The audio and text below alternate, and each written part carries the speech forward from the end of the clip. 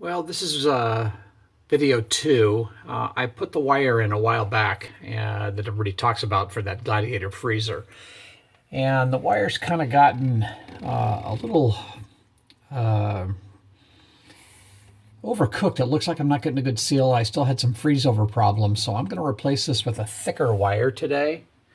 I'm going to be using, which was a 12 gauge wire. If I hold these two up, you can see there's a fairly significant difference, and I'm hoping that this wire holds up better to the freeze and to the defrost system. So I'll put this in, and then I'll let you all know what we think.